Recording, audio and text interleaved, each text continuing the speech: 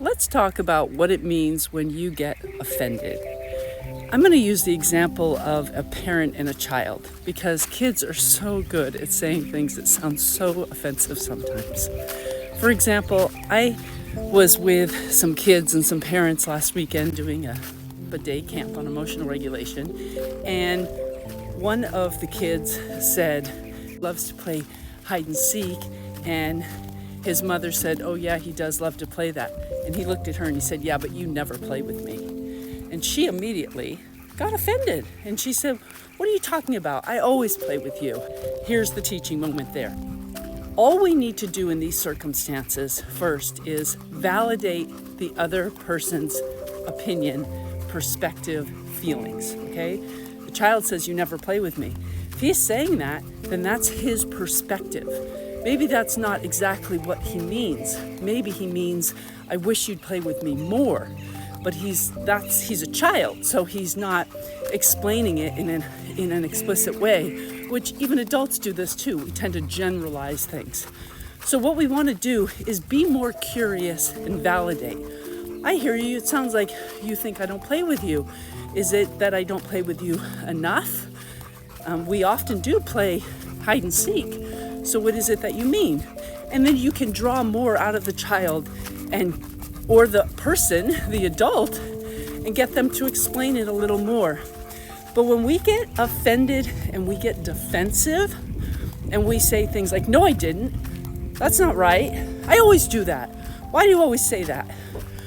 That's a defense. And a defense is an attack. And that's going to start an argument.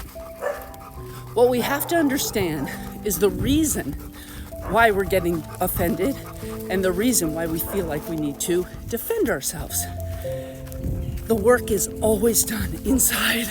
It's never about changing the people outside of you. It's always about looking at yourself and how you respond and what feelings things are bringing up for you. So in this case, I would ask, why is it that offends you? How does that make you feel when your son says, "You never play with me"? Well, it makes me feel like I'm not seen and heard, that I'm not even recognized or acknowledged for the things that I do for him.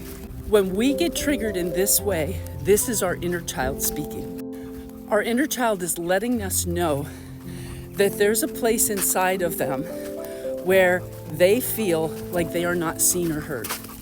And it most likely comes from your childhood, your parents, your caregivers not recognizing you, not validating your feelings, not seeing you, not hearing you, which is completely normal in raising of children because we really haven't been taught how to do it and how to validate emotion. These moments are gifts because they're directing you directly to the place where you're still holding on to dense energies, pain, trauma, and just unprocessed emotions.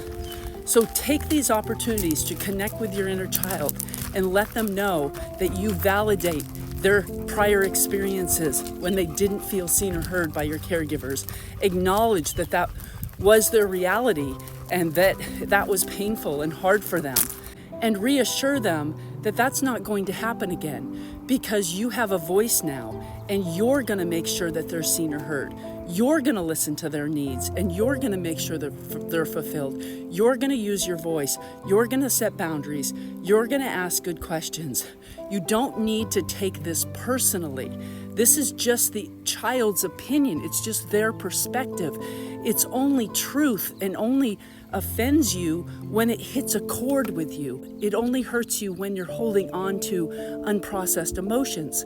So all we have to do is process these emotions, validate our experiences with our inner child, and ensure them that you've got their back from now on going forward. And you don't need to get this validation from the outside anymore because you're going to give it to yourself.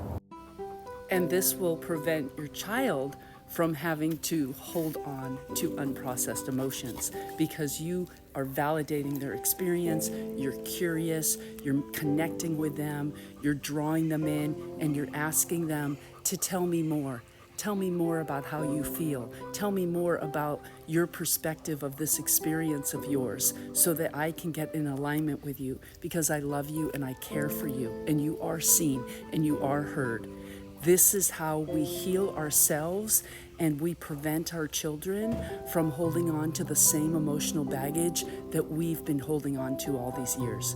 We're moving into a new world. It's a new time. It's a time to start showing up with love.